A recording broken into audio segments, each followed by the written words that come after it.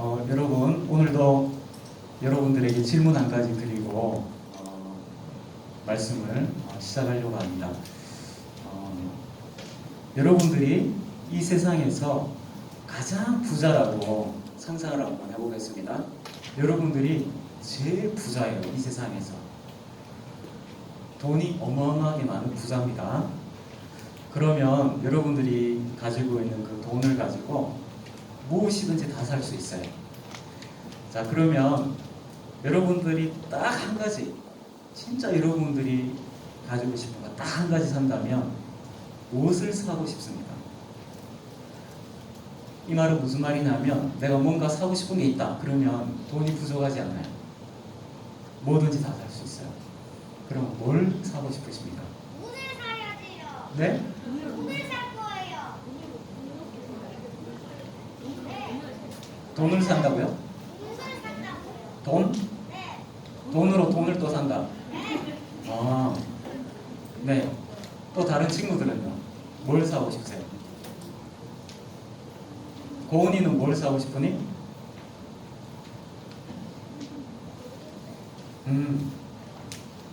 고은이는 돈 많이 없어도 잘 살 수 있을 것 같아요. 이삭이는 뭐 사고 싶어? 아니, 깜짝 놀랐구나. 전도사님이 물어봐가지고. 미안해.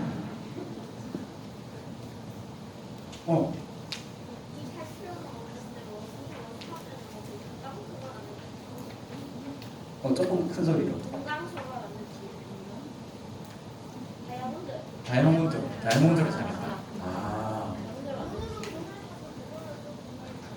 네, 네. 또 저기 다른 거 사고 싶은 친구 없습니까? 좋은 아이디어 없습니까? 나 이거 사고 싶다.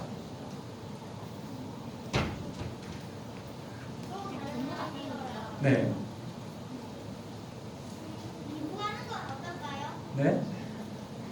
기부금을 가까이에 통째로 사는 건 어떨까요? 네, 네, 네. 누가의 선물도 사는 건 어떨까요? 좋아요.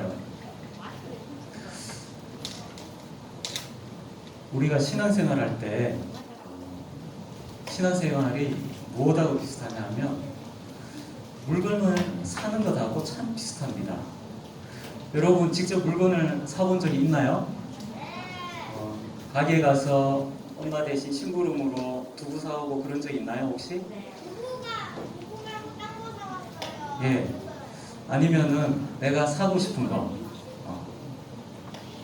슈퍼나 아니면 마트나 이런 데 가서 내가 사고 싶은 거 산 적 있나요? 그때 살 때 여러분 혹시 돈이 모자란 적이 있었습니까? 아니요. 항상 돈이 넉넉했나요? 네. 여러분 아주 행복하게 살았군요. 예전에 뉴스에 보니까 이런 일이 있었습니다. 어떤 아이가 편의점에 갔는데 형제가 둘이가 편의점에 갔어요. 그래서 먹고 싶은 거를 골랐습니다. 근데 형아가 보더니 고기를 젓는 거예요. 동생이 다시 내려놨어요. 또 옆에 가가지고 뭐를 골랐어요. 근데 형이 또 고기를 젓는 거예요. 내려놨어요. 그래서 한참 동안 고르고 있는 거예요. 그러다가 결국 고르는 것은 어제 사갔던 그 삼각김밥을 또 사가지고 오는 거예요. 알고 보니까 그 친구들이 아주 가난한 친구였어요. 그래 나중에 그 사실을 안 어떤 아저씨가 괜찮다. 먹고 싶은 거 그냥 아무거나 찍어서 먹어라. 그렇게 해줬다는 거예요. 우리가 뭔가 살 수 있다. 내가 뭔가 원하는 걸 가질 수 있다 하는 것은 참 행복한 일입니다. 그죠? 반대로 그렇지 못할 때는 우리를 슬프게 만들기도 하고 우리를 힘들게 할 때가 많죠. 근데 전도사님이 방금 말씀드렸던 것처럼 신앙생활은 뭔가 내가 좋은 물건을 사는 것하고 굉장히 비슷합니다. 물건을 살 때 어떻게 합니까? 흥정을 합니다. 내가 사고 싶은 물건이 있는데 터무니없이 비싸요. 그럼 그거 삽니까? 안 삽니까? 안 사죠. 또 어떨 때는 내가 충분히 돈이 있어요. 근데 물건을 보니까 품질이 형편없는 거예요. 그럴 때 삽니까? 안 삽니까? 당연히 안 사죠. 안 사죠. 나에게 꼭 필요한 거, 그리고 거기에 걸맞는 품질이 되는 거, 좋은 거, 그거 사지 않습니까? 그래서 꼼꼼하게 따져보고 물건을 삽니다. 여러분, 만약에 엄마 아빠가 오늘 집에 가서 오늘 아빠가 큰 결심을 했다.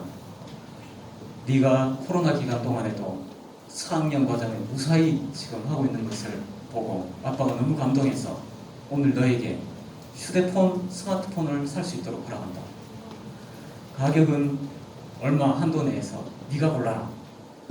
그러면 여러분 뭐 하겠습니까? 컴퓨터 앞에 앉아가지고 찾기 시작하겠죠.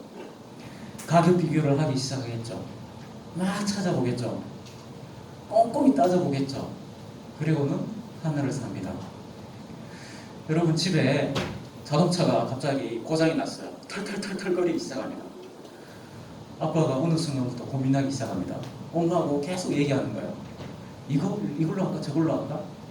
보니까 새 차를 새로 산대요. 아빠가. 여러분 아빠가 그냥 지갑 들고 슈퍼 가듯이 가가지고 탁탁탁 가가지고 이 차 한 대 주세요. 그렇게 차 사던가요? 한 달 전부터 열심히 찾아봅니다. 뭐가 좋은지, 그리고 가격은 얼마인지 꼼꼼하게 살펴봅니다. 그리고 난 다음에 아무 일 없었다는 듯이 탁탁탁탁 가가지고 이 차 주세요. 그렇게 한단 말이에요. 한 달 전에 꼼꼼하게 다 살펴본단 말이에요. 그렇게 해서 삽니다. 우리가 물건 하나 사는데도 이렇게 신경을 많이 쓰잖아요. 그죠? 근데 여러분, 하나님께서는 우리에게 이렇게 말씀하십니다. 너희들이 정말 돈이 무지무지하게 많다 하더라도 너희들이 꼭 사야 될 거 하나가 있다. 이거는 무조건 사야 돼. 그렇게 말씀하신 게 있습니다. 그게 있다면 뭐겠습니까? 이 세상에서 최고로 가치 있는 거겠죠. 그거 사라고 하겠죠. 그게 뭘까요? 최고로 가치 있는 거. 이 세상에서 최고로 가치 있는 거. 최고로 가치 있는 거예요. 노벨상. 노벨상. 그거 말고 더 좋은 거 없습니까? 사람의 심장 5개. 사람이 심장 5개. 왜 하필 5개인가요?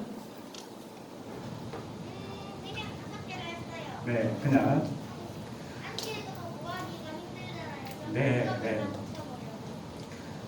가장 소중한 것은 바로 여러분 자신입니다. 여러분 자신. 이 세상에 가장 소중한 것은 여러분 자신입니다. 근데 그냥 자신이 아니라 하나님께 속한 여러분 자신을 여러분들이 사야 됩니다. 그래서 예수님께서 하나님 나라의 비유를 하면서 계속 그 말씀을 하십니다. 하나님 나라는 밭에 감추어진 보화를 찾은 사람과 같으니, 와, 이건 너무 귀하다 하는 걸 아는 사람은 자기 전 재산을 팔아서 그 밭을 사버립니다. 왜냐하면 그 밭에 땅을 파면 어마어마한 보화가 숨겨져 있습니다. 진주장사 갔다 했습니다. 진주장사 가다 보니까 어떤 사람이 진주를 가지고 있는데 전 세계에서 구할 수 없는 진주 하나가 딱 있는데 너무 싸게 파는 거예요. 이 사람 가난한 사람이에요. 자기 가난한 살림 싹 다 팔아가지고 그 진주 사는 거예요. 그 진주 사면 부자가 되니까요. 그와 같이 하나님의 백성들은 자기 영혼을 사야 됩니다. 잃어버리면 안 됩니다. 오늘 성경 말씀을 보면 이제 십계명을 저희가 다루고 있는데, 지난 시간 몇 주에 걸쳐가지고 저희가 십계명을 다루고 있죠. 오늘 첫 번째로 생각해 보려고 하는 게 뭐냐면 도대체 십계명이 뭘까 하는 거예요. 십계명. 여러분 십계명 뭐라고 생각하십니까? 율법이지요. 하나님이 주신 율법. 예, 하나님이 주신 율법입니다. 맞습니다.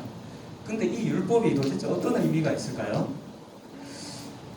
첫 번째로 이 십계명은 용도가 뭐냐 하면 하나님과 이스라엘 백성 사이에 언약을 맺기 위해서 사용되고 있는 율법입니다. 언약을, 약속을 맺는 조건입니다.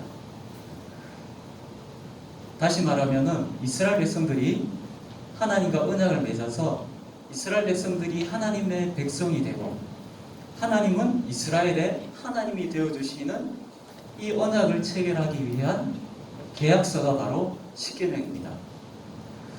그러면 여러분 전도사님 질문에 답변을 해보시기 바랍니다. 이스라엘 백성들은 원래 하나님 백성이 아니었나요? 인간은 원래 하나님 백성이 아닌가요?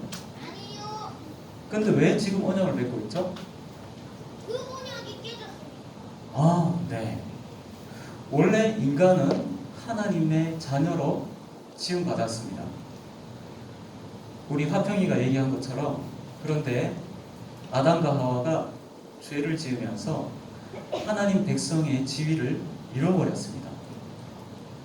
그래서 하나님께서는 이 타락한 사람에게 다시 하나님의 백성이 될 수 있는 하나님의 백성의 지위를 회복시켜 주시기 위해서 이번에 언약을 새로 맺으시려고 하는 거예요. 그런데 다시 이스라엘 백성들을 자기 백성으로 삼으려고 하니까 문제가 있습니다.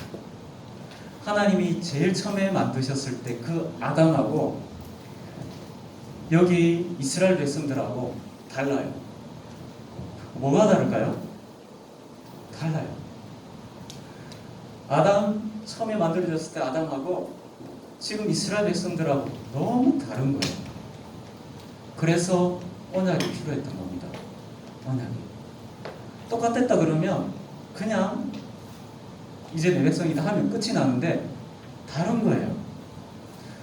그래서 하나님께서 이스라엘 백성들하고 언약을 맺으시는 겁니다. 이 언약이 어떤 의미를 가지고 있냐면 잃어버렸던 하나님의 백성을 다시 되찾는 방법입니다. 다시 말하면 여러분 무엇을 사야 된다 그랬죠? 무엇을 되찾아야 된다 그랬죠? 여러분 자신을 찾아야 됩니다. 이 십계명은 자기 자신을 잃어버린 사람, 자기 생명을 잃어버린 사람, 자기 영혼을 잃어버린 사람이 다시 나의 생명과 나의 영혼과 나의 아름다움과 나의 존귀함을 되찾는 방법이 바로 십계명이에요. 그래서 이제 1계명이 뭐였죠? 다른 신들을 두면 안 된다. 2계명이 뭐였습니까? 우상, 형상 만들지 마라. 거기 절도 하지 마라. 세 번째는요, 여호와의 이름을 망령되이 일컫지 마라. 네 번째는요, 지난주에 했죠. 안식일을 거룩하게 지키라. 이 네 가지는 십계명 중에서 하나님에 대한 계명입니다. 그 다음에 우리 어버이주일에 했던 거 부모를 공경하라 5계명. 그 다음에 6계명부터 오늘 말씀이죠. 살인하지 말라, 간음하지 말라, 도둑질하지 말라, 거짓 증거하지 말라, 이웃의 것을 탐하지 말라. 이것은 뭔가요? 다른 사람과의 관계와 관련된 계명입니다. 무슨 말이냐면 이스라엘 백성들과 하나님 언약을 맺으시려고 하는 이유가 뭐냐면 달라졌어요. 최초의 아담하고 뭐가 달라졌을까요? 믿음. 하나님에 대해서 달라졌습니다. 어떻게 달라졌습니까? 하나님만 유일하신 하나님인데 인정 안 합니다. 다른 신을 인정합니다. 또요, 우상을 만듭니다. 또요, 여호와의 이름을 망령되게 부릅니다. 그 다음요, 하나님을 위해서 스탑, 멈추지 않습니다. 하나님에 대해서 고장이 나 있는 거예요. 두 번째는요, 나 외에 다른 사람과 관계에서 고장이 나버렸습니다. 어떻게 해요? 자기 자신을 권위 아래 두지 않습니다. 자기 마음대로 합니다. 그래서 부모를 공경하지 않습니다. 그 다음엔요, 살인합니다. 살인은 분노를 뜻하는 겁니다. 화를 내는 걸 말하는 거예요. 아담은 안 그랬어요. 그런데 지금 이스라엘 백성들은 마음속에 화가 가득한 합니다. 뭔가 일이 생기면 화부터 냅니다. 그 다음에 가늠하지 말라고. 결혼한 남자와 여자가 자기 가정을 책임지지 않아요. 도둑질하지 말라. 이건 무슨 뜻입니까? 남의 것을 어떻게 합니까? 슬쩍 가져가는 거예요. 왜요? 나에게 있는 것으로 만족하지 못하니까 남의 것을 가져가는 거예요. 거짓 증거하지 마라. 우리 입에 뭐가 들어왔나요? 우리 입에 가끔씩 하다가 사실이 아닌 말이 나옵니다. 진실이 아닌 말이 나옵니다. 그 다음에는요, 남의 거 좋은 게 보이면 그거 내 걸로 가지고 싶어요. 탐내는 게 있습니다. 무슨 말입니까? 다른 사람에 대해서 망가졌습니다. 그래서 사람은 자기 자신을 잃어버리게 됐습니다. 무엇이 고장이 났습니까? 하나님에 대해서 고장이 나 있습니다. 두 번째는요, 다른 사람에 대해서 고장이 나 있습니다. 그래서 하나님께서는 언약을 맺으실 때 다시 두 가지를 이거 고쳐야지 나의 백성이 될 수 있다 알려주시는 겁니다. 이것이 바로 십계명이 우리에게 의미하는 바입니다. 여러분, 그런데 여기서 두 번째를 이제 생각해 보겠습니다. 이제 첫 번째는 우리가 살펴본 게 뭐냐면 십계명이 어떤 의미를 갖느냐 하는 거예요. 두 번째는 그러면 오늘 다룰 이 6계명에서부터 10계명까지 무엇을 다루고 있는지 한번 보겠습니다. 여러분, 살인하지 말라고 나와 있습니다. 살인이 뭡니까? 사람 죽이는 거. 예, 다른 사람의 생명을 빼앗는 것입니다. 사람이 어떻게 해서 죽죠? 전도사님이 이제 설교 준비하면서 통계청에 가서 이제 통계를 살펴봤어요. 1년에 우리나라에서 아주 많은 사람이 죽습니다. 그 중에 반은 나이가 많이 들어서 80세 이상 되시는 할아버지 할머니가 돌아가시는 거예요. 그리고 나머지 반은 대부분이 질병으로 그리고 교통사고로 돌아가시는 거예요. 그리고 그 질병 중에서도 대부분은 암 그리고 또 성인병과 같은 걸로 돌아가시는 거예요. 그리고 지금 우리나라에서 가장 심각한 것 중에 하나가 자기가 살아가는 게 너무 힘들어서 스스로 자기 목숨을 포기하는 거예요. 이게 10대, 20대, 30대에서 사망 원인 1위입니다. 자살이요. 그리고 그 외에는 사고로 인해서, 그 다음에 범죄로 인해서 희생당하는 경우가 있었습니다. 그런데 여러분, 여기서 살인하지 말라 하는 것은 예수님께서 십계명을 해석해 주실 때 살인하지 마 이렇게 말씀하시는 게 아니라 화내지 마라 그렇게 말씀하십니다. 무슨 말이냐면 사람이 다른 사람의 생명을 해치는 이유는 마음속에 분노가 생기기 때문에 그렇습니다. 그래서 예수님의 해석을 통해서 우리가 알 수 있는 게 뭐냐면 우리가 살인하지 말라 하는 것은 우리 마음속부터 문제가 생긴다는 거예요. 가늠하지 말라 하는 것은 결혼한 부부가 내 배우자 말고 다른 사람을 사랑하는 거예요. 그런 일이 너무 많이 일어납니다. 도둑질하지 말라. 아까 전도사님이 얘기했죠. 왜 남의 것을 가져갑니까? 자기가 부족하면 부족한 대로 내가 있는 것을 만족할 줄 알아야 되는데 만족하지 못하는 거예요. 그럴 때 남의 것에 손을 댑니다.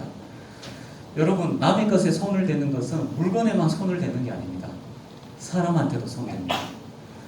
그리고 다른 사람이 뭔가 좋은 아름다움을 가지고 있거나 사람 자체가 너무 멋지거나 하면 그 사람 해칩니다. 너무 부러워가지고. 또 교회 안에서도 보면 너무너무 신앙이 아름다운 사람이 있으면 가서 꼭 꼬치꼬치 캐묻습니다. 그리고 거기 사람 가정에서 뭐가 일어나는지 다 알아내야 직성이 풀리는 사람이 있어요. 왜 그렇습니까? 자기 신앙으로 만족 못하는 거예요. 뭔가 저 사람은 뭔가 대단한 게 있는 것 같아. 그래서 가가지고 다 해지고 파야 되는 거야. 자기 걸로 만족하지 못하면 남의 거 다 손을 대게 돼 있습니다.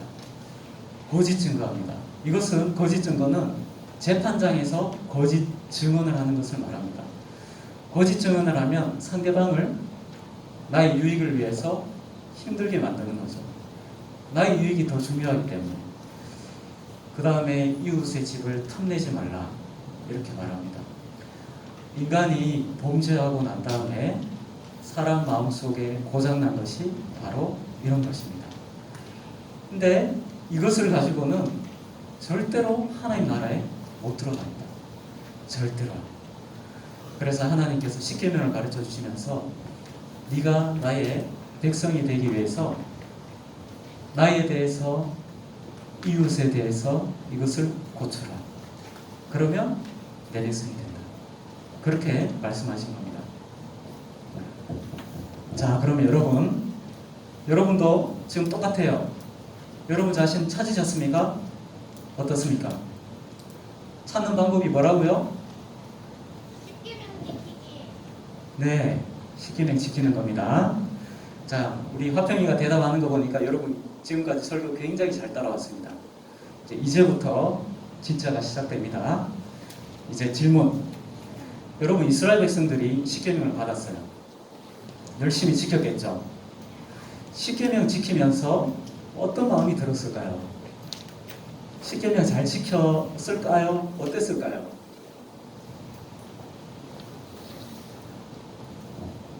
어떤 수영 선수 출신의 아주 뛰어난 외과 의사가 있었다고 생각을 해보겠습니다. 이분은 청년 때 수영 선수였습니다. 세계 선수권 대회에 나가서 입상한 경력이 있는 선수였습니다. 그런데 부상을 당했어요. 그래서 수영 선수의 길을 포기하고 공부를 해서 의사가 됐습니다. 근데 열심히 공부하고 수술하고 해가지고 위암 수술하는데 최고 권위자가 됐습니다. 근데 이분이 수영 선수 시절에 자기가 조금 의사 되기 전에 자기가 가르쳤던 학생이 있었습니다. 왜 가르쳤냐면 자기가 수영 선수 해봤잖아요. 근데 얘가 딱 보니까 몸 조건, 체력 너무 탁월한 거예요. 조금만 조련받으면 세계 대회 나가서 1등 할 친구인 거예요. 그래서 내가 부상당해서 내가 끝까지 가지 못했는데 얘를 키워가지고 멋진 선수 만들어야겠다. 그래서 열심히 훈련을 시켰는데 그 아이가 코치님 저 힘들어서 못하겠어요. 도망가 버리는 거예요. 도망가 버렸어요. 그 코치 말 들어가지고 열심히 훈련하면은 나가면 반드시 우승할 친구인데 자기가 얼마나 대단한지 몰라가지고 도망가 버린 거예요. 그런데 어느 날 시간이 한참 흘렀습니다. 위암 환자가 찾아왔어요. 보니까 그 친구가 찾아온 거예요. 위암이 걸려가지고 찾아왔어요. 야, 너 어쩌다 이렇게 됐냐? 선생님, 제가 살 수 있을까요? 기다려봐요. 검사해보자. 검사를 막 합니다. 보니까 위암이 심각하지 않아요. 지금 이 순간에 수술하면은 거의 정상으로 돌아올 수 있어. 너 정말 잘했다. 수술하자. 그래서 수술을 한 거예요. 그리고 난 다음에 이제 이 사람이 회복이 돼가지고 이제 회복실에 있습니다. 이제 이 의사 선생님이 그 친구한테 가가지고 야, 너 그동안 너 어떻게 지냈냐? 너 어쩌다가 몸이 이렇게 됐어? 이 친구가 막 우는 거예요. 막 우는 거예요. 선생님, 저 그때 도망간 건 너무 죄송해요. 저도 너무 후회가 돼요. 다시 제가 한 번만 더 기회가 있으면 너무 좋겠습니다. 그러는 거예요. 근데 그 선생님이 갑자기 정색을 하면서 너 제정신이야? 네, 제정신입니다. 제정신 아닌 것 같은데? 저 제정신입니다. 진짜 기회가 있으면 진짜 한 번 더 해보고 싶습니다. 그래? 진짜야? 네, 선생님. 그럼 내가 너한테 한 가지 얘기해 줄게. 얘야, 내가 10년 전에 너 만났을 때하고 네 몸 상태하고 비교했을 때 위안 빼고는 똑같다. 그래서 내가 한 가지 얘기해 줄게. 네가 진짜 독한 마음 먹고 한번 해보겠다 하면은 내가 도와줄게. 해보겠니? 네, 선생님. 그러면은 너 이제부터 10가지 내 얘기 들어요. 첫 번째, 너는 다른 사람 말 들으면 안 돼. 내 말 들어야 돼. 알겠니? 네, 알겠습니다. 두 번째, 너 보니까 담배 피대. 담배 끊어. 알겠습니다. 세 번째, 너 보니까 술 많이 마셨대. 술 끊어. 알겠습니다. 하지마, 하지마, 하지마. 계속 나오는 거예요. 그리고 마지막 뭐라고 얘기합니까? 그리고 너 야채, 과일 먹어. 알겠니? 알겠습니다. 그 다음에 너 지금부터 운동해. 알겠니? 알겠습니다. 10가지다. 너 살고 싶으면, 암도 이기고 수영선수 다시 하고 싶으면 10가지야. 할 거야? 안 할 거야? 하겠습니다. 그래서 이 친구가 시작하는 거예요. 근데 이 10가지 다 지켰을까요, 여러분? 잘 지켜질까요, 여러분? 아니요. 처음에는 의욕을 가지고 막 합니다. 일주일도 못 가가지고 못하겠어 그만두려고 합니다. 이스라엘 백성들이 십계명을 받았습니다.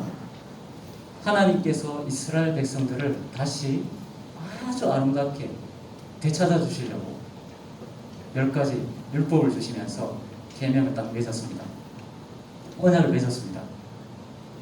여기 10가지, 다른 신들 두지 말고 짝짝짝짝짝 부모 공경하고 살인 아니고 가늠하여라. 10가지 하는데 잘 될까요, 이스라엘 백성들이? 잘 안 되는 거예요. 또 막 이랬었는데 잘 안 되는 거예요. 제일 어려운 계명이 뭔지 아십니까? 5계명하고 10계명이에요. 왜 그렇습니까? 5계명하고 10계명은 윤리계명이 아닙니다. 뭐 해라 마라. 다른 거는 전부 윤리계명이에요. 살인하지 마라. 살인 안 하면 돼요. 가늠하지 마라. 가늠 안 하면 돼요. 도둑질 하지 마라. 도둑질 안 하면 된단 말이에요. 근데 10계명 가서 딱 걸리는 거예요. 뭡니까? 탐내지 마라. 탐내지 마라. 뭡니까? 남의 거 탐내면 벌써 그거 땡 탈락이라는 거예요. 이야, 저거 제 스마트폰 진짜 좋네. 좋겠다. 이러면 벌써 땡! 땡. 야, 저 친구 등교할 때 차에서 내리는데 아빠 차인가 보다. 차 좋네. 땡. 나도 타고 싶다. 땡. 야, 저 친구 되게 예쁘네. 아, 저 머리 이거 이렇게 리본 하고 왔는데 우리 집에 저런 거 없는데 갖고 싶네. 땡. 계속 땡 걸리는 거예요. 여러분, 지난주 한번 생각해 보세요. 여기 땡 한 거 있으면 한번 얘기해 보세요. 땡 해본 거. 저희 집에서는 맨날 일어납니다. 오빠는 동생 거 손댔다가 땡. 동생은 오빠 거 손댔다가, 오빠는 동생 거 손댔다가 땡. 땡. 하루에도 계속 종이 칩니다. 땡땡땡. 뭔가요, 여러분? 계약? 실패예요. 다른 건 모르겠는데 10계명에서 다 걸리는 거예요. 방법이 없어요. 이거 지킬 수 있는 계명입니까? 못 지킵니까, 여러분? 세상에 이런 법이 어디 있습니까, 여러분? 우리나라의 헌법 제1조 10항에 이웃의 것을 탐내지 마라. 탐내는 순간 징역 5년에 처한다. 이 세상에 그런 법 있나요? 여러분? 없어요. 하나님의 세계에서는 있을 것 같은데요. 근데 하나님께서 다른 법은 다 이해가 되는데 10번째 계명 이해가 안 돼요. 이해가 안 돼요. 이스라엘 백성들이 이 10계명을 지키려고 열심히 애를 썼는데 애를 쓰면 애를 쓸수록 야 이거 안 된다 이런 생각이 드는 거예요. 그리고 난 다음에 하나님께서 나중에 여러 가지 사건 사고가 많이 일어나죠. 그 다음에 하나님께서 주신 율법이 바로 제사제도입니다. 제사가 뭡니까? 땡 한 사람이 다시 살아날 수 있는, 다시 기회를 얻는 제도가 제사제도입니다. 여러분 퀴즈 대회 하면은 OX 퀴즈 하면은 자 OX 근데 X 틀렸습니다. 그러면 X 쫙 다 떨어지죠. 또 이번에 O 틀렸습니다. O 쫙 떨어지고 나중에 어떻게 합니까?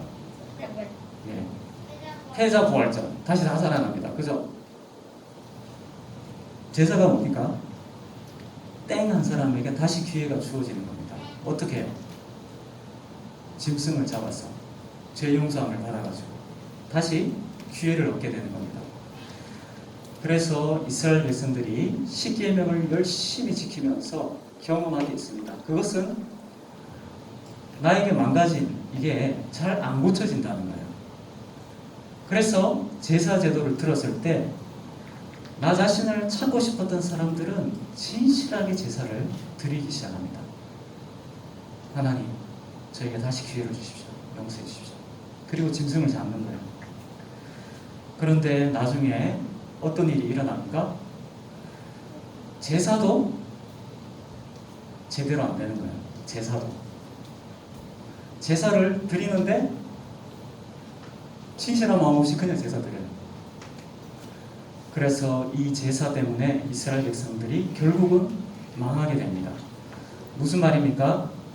이 언약, 이 10가지 언약은 지켜지지 못하고 망하게 됩니다. 여러분, 그러면은 사람들은 분명히 생각할 겁니다. 하나님께서 십계명을 주신 이유는 자기가 언약 맺은 백성들을 망하게 하기 위해서 십계명을 주셨다. 맞습니까? 사람들은 그렇게 생각할 겁니다. 아니 지킬 수도 없는 거 우리한테 지키라고 해놓고서 못 지키면 망하게 하고 이런 법이 어디 있냐고. 10번째 계명 빼주세요. 이거 못 지킵니다. 할 거 아닙니까?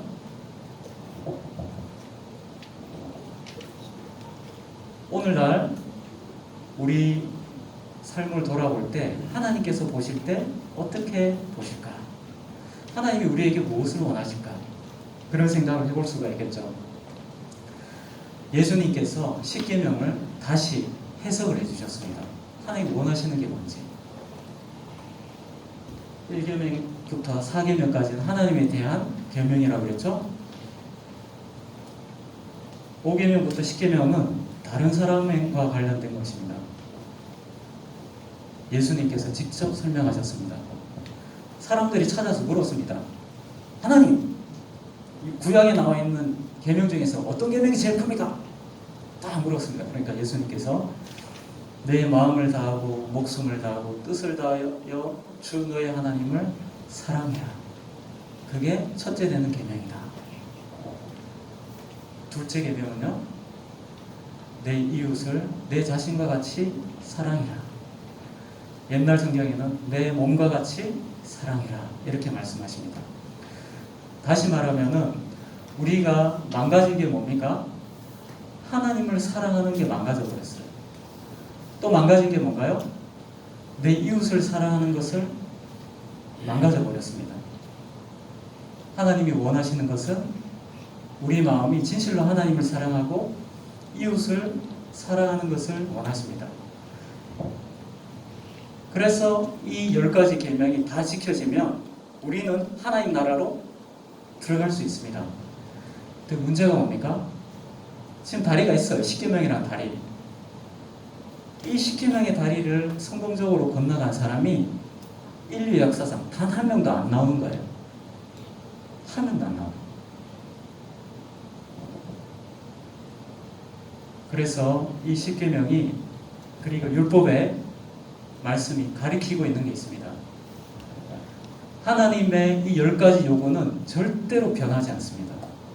하나님의 백성에게 하나님이 요구하시는 이 10가지는 변함이 없습니다. 근데 사람은 해보니까 안 되는 거예요. 하나님 사랑도 안 되고 이웃 사랑도 안 됩니다. 그럼 어떻게 우리가 그 길을 건너갈 수 있습니까? 어떻게 해요? 그래서 사람들이 너무나 이 문제를 가지고 어려워했습니다. 나중에 선지자들이 나와서 하나님의 말씀을 전하기 시작했습니다. 한 사람이 올 거다. 한 사람. 그가 올 건데 그는 고난받는 종이다.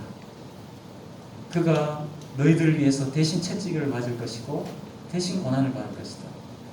그리고 나중에 그가 너희들에게 성령을 부어줄 텐데 너희의 마음속에 이 율법의 계명을 새겨줄 거다.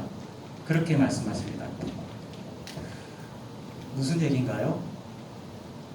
십계명의 다리를 건너가서 하나님의 요구를 이루는 길이 아니라 다른 길을 하나님께서 예비해 두고 계셨던 겁니다. 그게 무엇이냐면 바로 예수 그리스도의 길입니다. 예수 그리스도의 길은 어떤 길이냐면 예수님 앞에 나가서 하나님, 제가 이 계명을 지킬 수가 없습니다. 도와주십시오. 할 때 예수님께서 알았다. 안아주시고 난 다음에 하나님께서 그 사람 마음속에 성령을 부어주십니다. 근데 성령이 딱 임하니까 어떤 일이 생기냐니까 이상하게 남의 물건을 갖고 싶을 때가 딱 생기는데 갑자기 그러면 안 되지. 불이 싹 꺼지는 거예요. 이상하게. 그리고 다른 사람한테 막 화내고 싶은데 갑자기 말씀이 딱 떠오르면서 화가 나는 불이 싹 꺼져버리는 거예요. 이상하게 내 힘이 아니라 갑자기 누군가 막 도와주고 있는 것 같아요. 아까 그 수술한 친구가 아무리 해도 안 돼요. 포기하고 싶어요. 근데 이 친구가 생각이 났어요. 첫 번째, 코치님 말 들어라. 생각이 나는 거예요. 코치한테 다시 찾아갑니다. 의사 선생님한테. 선생님, 제가 선생님이 저한테 말한 10가지가 안 됩니다. 어떻게 해야 될까요? 네가 찾아올 때까지 내가 기다렸다. 내가 네가 안 찾아오면 어떡하냐며 걱정하고 있었다. 잘 찾아왔다. 너 혼자서는 안 되는 거야. 내일부터 나랑 같이 하자. 그 의사 선생님이 퇴근하고 그 친구 옆에 붙어가지고 트레이닝을 막 시켜주기 시작하는 거예요. 한 번 더! 아령 들고 막 하는데 한 번 더! 죽을 것 같은데 자, 알았어. 세 번 더! 세 번 더 하는 거예요. 그리고 식사하러 가면은 이거 빼, 저거 빼, 이거 빼. 그리고 먹기 싫은 야채 듬뿍, 먹기 싫은 과일 듬뿍 먹으라. 억지로 시키니까 먹는 거예요. 옆에서 코치가 계속 닥달하고 할 수 있어. 그래서 하루가 지나고 한 달이 지나고 6개월이 지나니까 몸이 진짜 건강해지기 시작하는 거예요. 그러니까 이 수술한 청년이 선생님 죄송한데 저한테 시간 조금만 더 내주십시오. 퇴근 1시간 일찍 하면 안 되겠습니까? 야, 너 너무 심한 거 아이가? 알았다. 내가 다른 의사한테 맡기고 퇴근 1시간 일찍 해줄게. 1시간 일찍 해서 더 열심히 훈련하는 거예요. 나중에 1년이 지나니까 이제 수영이 이제 막 힘이 막 붙기 시작하는 거예요. 이제 1년 반 훈련하니까 야, 너 이제 대회 나가도 되겠다. 2년 되니까 진짜 선수가 되는 거예요. 뭡니까? 우리가 하나님의 이 요구를 이루어드릴 수 있는 방법은 우리 마음 가운데 하나님이 오시는 겁니다. 그 방법밖에 없어요. 그래서 여러분, 우리가 믿음의 길을 걸어갈 때 좋은 길을 간다고 하죠. 근데 좁은 길을 갈 때 크게 보면 두 가지 길로 나눕니다. 세상의 길과 믿음의 길입니다. 여러분 지금 다 믿음의 길 안으로 다 들어왔습니다. 근데 믿음의 길 안에 좁은 길이 또 있습니다. 뭘까요? 우리 행위로 어렵게 되려고 하는 길하고 성령의 능력으로 사는 길이 있습니다. 여러분, 하나님이 우리에게 원하시는 길은 바로 성령의 능력으로 사는 길입니다. 여러분, 그런데 믿음의 길 안에서 이 두 가지 길, 여기서 굉장히 많은 사람이 행위의 길로 많이 따라갑니다. 이거는 교회 역사 대대로 계속 문제가 됩니다. 사도 바울이 그래서 갈라디아에 편지를 씁니다. 너희들 왜 성령의 길을 버리고 다시 옛날 길로 돌아가냐? 그거는 사망의 길이야. 그걸로는 이 하나님의 요구를 이루어드리는 그 다리를 못 건너간다고. 그렇게 가면 안 돼. 다시 성령의 능력으로 걸어가야 돼. 사도 바울이 그렇게 편지를 쓴 게 바로 갈라디아였습니다. 여러분, 그래서 우리가 믿음의 길, 하나님의 이 요구를 이루어드리기 위해서 꼭 필요한 게 뭘까요? 그래서 기도해야 됩니다. 성령의 능력으로 사는 비결은 기도하는 삶입니다. 그렇지 않으면 절대로 하나님의 능력으로 살아갈 수 없어요. 기도하지 않으면 결국은 내 힘으로 살아갑니다. 그것으로는 하나님의 요구를 절대로 이루어드릴 수 없습니다. 여러분 기억하십시오. 우리는 지금 완전히 다른 시대에 살고 있습니다. 어떤 시대요? 성령의 시대요. 그래서 여러분, 믿음을 가질 때, 우리가 하나님을 믿을 때 하나님이 주시는 가장 귀한 축복은 우리 마음속에 성령을 주시는 것입니다. 성령이 우리 마음에 오시면 말씀이 기억나게 하고 하나님 사랑하는 마음이 들게 하고 기도하고 싶은 마음이 들고 자꾸 우리를 자꾸 바꿔주세요. 이것이 우리 자신을 되찾는 길입니다. 여러분, 제가 왜 여러분들에게 스스로 기도하는 사람으로 자라기를 기도하고 있는지 아십니까? 이게 내 영혼을 찾는 유일한 길입니다. 다른 길로 빠지면 안 됩니다. 내 행위로 율법 지키는 것으로 절대로 그렇게 하면 안 돼요. 성령의 능력으로 살아갈 때 오직 그 길만이 하나님의 영원한 요구를 만족시켜 드릴 수 있습니다. 이 땅에서. 여러분 모두가 이 십계명의 계명을 통해서 예수 그리스도를 바라보고 예수 그리스도의 은혜를 붙들므로 성령의 능력을 소유하는 우리 친구들 다 되어서 우리가 끝까지 정말 멋진 하나님의 백성으로 살아가는 우리 친구들 다 되길 바랍니다. 기도하겠습니다. 하나님 아버지 감사합니다. 십계명을 통해서 하나님께서 우리에게 원하시는 것이 바로 하나님을 전심으로 사랑하는 것과 내 이웃을 내 몸과 같이 사랑하는 것이라는 것을 저희가 알게 해주셔서 감사합니다. 그런데 하나님, 우리는 하나님 사랑하지 못하고 내 이웃을 사랑하지 못할 때가 너무나 많습니다. 하나님, 우리가 하나님 앞에 겸손하게 무릎 꿇고 기도할 때 우리 마음속에 성령의 감동을 허락해 주시기를 원합니다. 성령의 능력을 부어주셔서 우리 망가진 몸이 다시 움직이게 하여 주셔서 하나님의 뜻을 이루어드리는 우리 친구들 다 되게 하여 주시기를 원합니다.